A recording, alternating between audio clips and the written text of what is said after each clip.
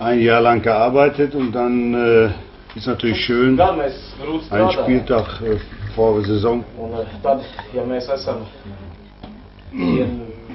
vienu kārtu pirms sezonas beigām kļuvuši par čempioniem, tas ir patīkami. Un pretinieks šīs dienas sastāvs nedaudz treneru novirzīja no pareizajām domām. Viņi bija negaidīts, godīgi sakot. Daži spēlētājs, kolēģis ir atradis sev kaut kur kapucē, izvilcis ārā tādu komandu pirms spēles. Treneris brīdināja par to, ja viņi domā, ka viņi jau ir visu uzvarējuši un sasnieguši, ka viņi pat nespēja saķiekties, cik ātri mēs jau nonāksim zaudētāju lomā. Pārtraukumā nācās trenerim nedaudz skaļākam, jo tas futbols, ko mēs spēlējam pirmajā puslaikā, trenerim galīgi nepatīk, jo tika zaudēt savu līdzspēlētāju. Jāatzīst, ka Ventspils pirmajā puslaikā daudz vairāk skraidīja, kustējās, aktīvāk spēlēja. Protams, nācās trenerim to paskaidrot, ka tā spēlēt mēs vairs nevaram. Ja mēs gribam mums labvēlīgi rezultātu sasniegt, ka ir spēle jāuzlabo vismaz pa 10%. Tas arī vairāk vai mazāk otrajā puslaikā izdevās. Noteikti nedaudz mums paveicās ar to 11 metru sodu sitienu. Treneris nevar pateikt, cik procentu vai tur bija vai nebija, bet vismaz vēlamais rezultāts sasniegts.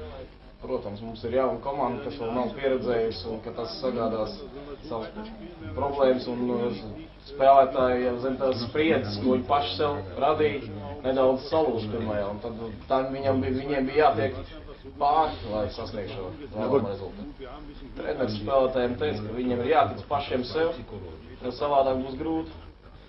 Žēl Prohorenko, kurš vēl konkrēti nezinām, kas par traumu, bet šādā veidā savainojās, un, protams, šitāds notikums uz laukumu, ja tu redz kaut ko tādu, un treneris saka, ja tu pats esi bijis futbolists, un viņš pāris dienas futbolu ir spēlējis savā dzīvē, tā kā, viņš saka, viņš zina, kā ir tā situācija, ka tad, ja tu to redz, kas tam ir noticis, tas nedaudz tomēr traucē. Viņš saka, mums komandā arī bija pāris, kas ar laikam to ieraudzīja. Sāk sev taupīt, tā nedaudz, bailīgi vienkārši uz psiholoģiju. Treneris, protams, ir laimīgs, ka mēs esam savu mērķi sasnieguši. Sezonas gaitā nācās mums no pāris spēlētājiem šķirties.